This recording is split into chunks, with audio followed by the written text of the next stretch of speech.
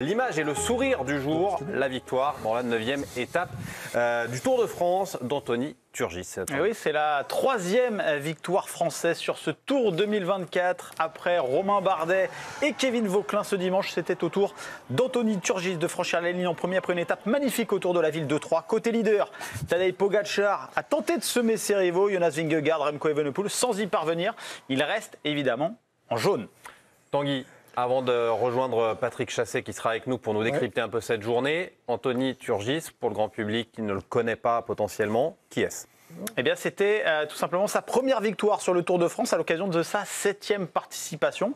Anthony Turgis a 30 ans, il est issu d'une famille de mordus de vélo. Il a commencé à l'âge de 5 ans et est passé professionnel à l'âge de 20. En 2022, il avait terminé 2e pour un moyeu au championnat de France sur route. Même résultat en 2018.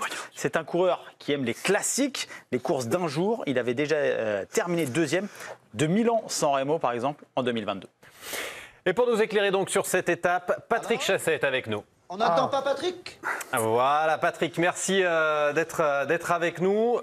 Turgis, peut-être le Français que l'on attendait le moins. Est-ce que ça en fait nécessairement la plus belle des 3 victoires françaises ? Déjà, ce qui fait Turgis, c'est que, et sur les Français d'une manière générale, puisque vous citez les 3 victoires, c'est que c'est un sans faute sur les étapes de baroudeur, ces étapes où les échappés vont au bout. Ça a été le cas de Turgis et de ses compagnons, et pourtant ils n'ont jamais compté énormément d'avance. À chaque fois, je dirais, que ce soit Bardet le premier jour en Italie, que ce soit le lendemain Kevin Vauquelin, ou que ce soit aujourd'hui, bien sûr, Anthony Turgis, à chaque fois, ces victoires étaient inattendues. Et elles étaient donc au bout d'un suspense assez important.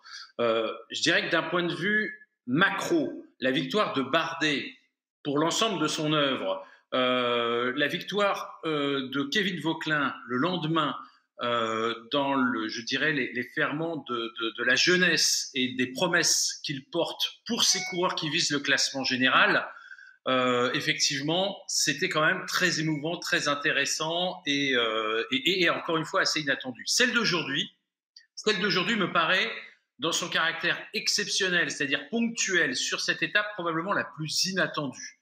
On sait que, et d'ailleurs ça vient d'être rappelé, qu'Anthony Turgis n'est pas un coureur spécifiquement de grand tour, plutôt un coureur de classique, un grand animateur, un coureur spectaculaire, mais c'est pas un gagneur. C'est un coureur qui souvent était placé, pour ne pas dire toujours, placé 2e de Milan-San Remo, placé 4e du Tour des Flandres, 2e également d'à travers la Flandre. Donc vous voyez que les classiques flandriennes ou italiennes, bref, étaient son registre. Ça, c'était vraiment inattendu de le voir gagner, d'autant qu'aujourd'hui, il bat quand même des coureurs qu'on aurait pu mettre avec un ascendant sur lui dans le final. Je pense à Tom Pidcock, je pense à Aramburu, le champion d'Espagne, ou juste derrière à Mathieu Van Der Poel, qu'il a plusieurs fois battu sur les classiques. Donc à ce niveau-là, j'ai envie de citer quand même Anthony Turgis comme la victoire la plus épatante. Patrick, au soir de la première étape, avec la victoire de Romain Bardet, on se posait la question, ici même en plateau, de savoir tout simplement si le Tour était déjà réussi pour les Français. Depuis deux autres victoires, est-ce qu'on est au-delà de ce qu'on pouvait espérer ou alors est-ce qu'on doit être encore un peu gourmand ? La victoire appelle la victoire. Après, moi, je rappelle quand même un principe qui est valable sur ce Tour de France. C'est qu'il ne faut pas attendre de miracle en ce qui concerne une éventuelle lutte au classement général. Tous ces coureurs ne sont pas placés. On a quand même, quand je dis qu'il y a une dynamique qui est assez intéressante, c'est finalement qu'ils sont imbattus sur les étapes, sur les échappées, je dirais. 2, parfois à contre-emploi. Romain Bardet, on ne le voyait jamais se battre pour des étapes, sauf quand ça accompagnait une opération classement général. Là, on voit qu'il court uniquement après des étapes. Et vous avez vu effectivement aussi aujourd'hui un David Gaudu dans un rôle et sur un registre et sur un terrain où on n'a pas l'habitude de le voir. Donc ça, je dirais que ce sont des petits signes comme ça qui sont quand même assez encourageants pour espérer encore davantage de victoires. Auparavant, on les attendait plutôt au sprint ces dernières années avec des Coquard ou des Arnaud Démare. Là, on est vraiment sur un registre qui, je dirais, est davantage dans la tradition du cyclisme français, les échappées au long cours. Salut Patrick, c'est Hugo. Le cyclisme, c'est aussi beaucoup d'émotions et des belles histoires. Je voulais que tu nous parles un peu des deux frères de Turgis parce que j'ai vu vraiment des images qui m'ont assez bouleversé.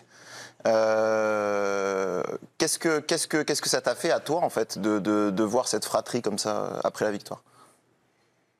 Effectivement, tu fais bien d'en parler parce que en fait, on a souvent cumulé les mauvaises nouvelles dans la famille Turgis.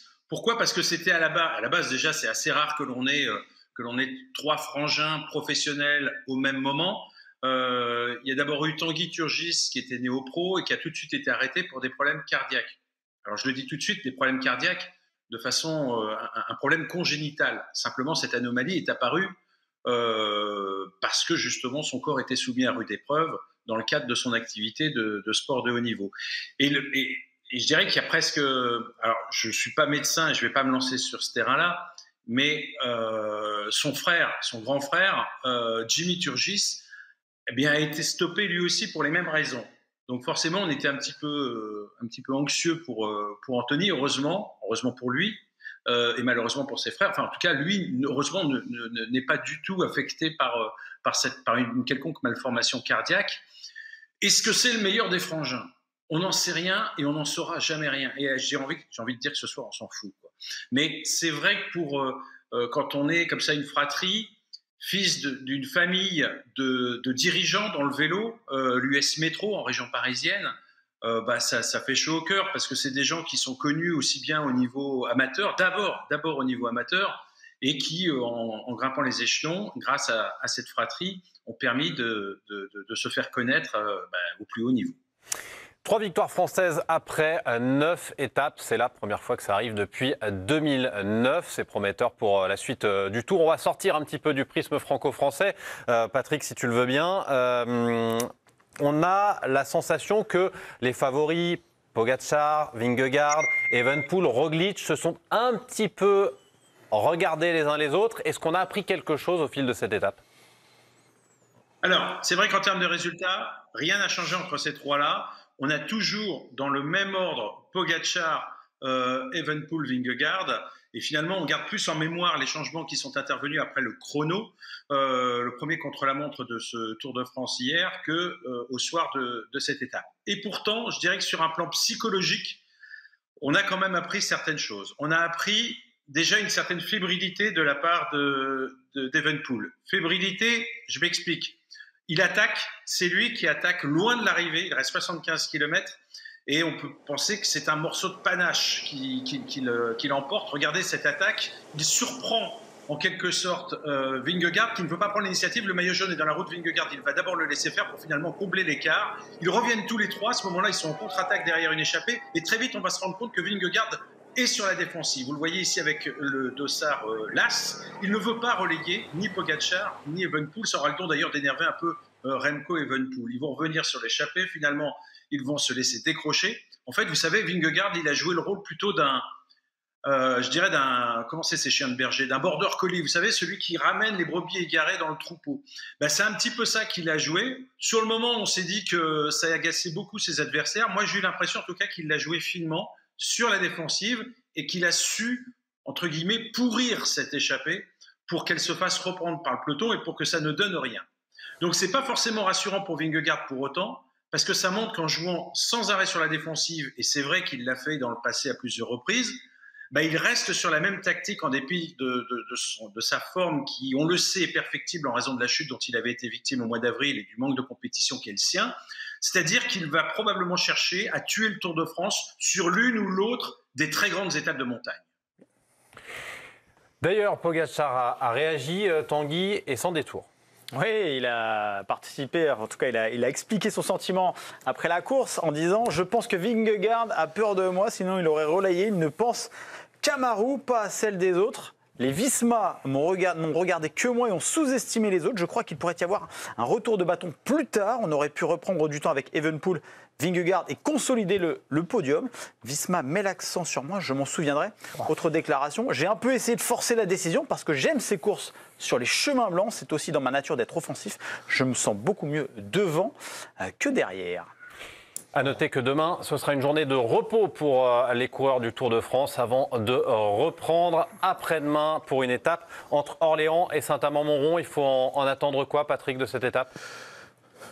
Non, honnêtement, demain, on va retomber sur une étape de plaine. Alors, une étape de plaine qui pourra peut-être convenir à des baroudeurs, à des sprinteurs également qui se sont quand même taillés la part du lion. En tout cas, qui n'ont manqué aucune des occasions qui leur étaient données jusqu'à présent. Mais on n'aura pas de changement au classement général. Je vous le disais, il faudra attendre probablement les Pyrénées et plus vraisemblablement pour Vingegaard les Alpes pour qu'ils tentent un coup de mètre ou un coup d'épée dans l'eau. Ça, on n'en sait rien encore parce qu'il est évidemment beaucoup trop tôt. Ce sera la veille et l'avant-veille de l'arrivée du Tour de France, les Alpes simplement. Merci beaucoup, Patrick Chassey, d'avoir été avec nous pour nous offrir votre expertise sur le cyclisme. Et donc, on le rappelle, la 10e étape, c'est pas demain, ce sera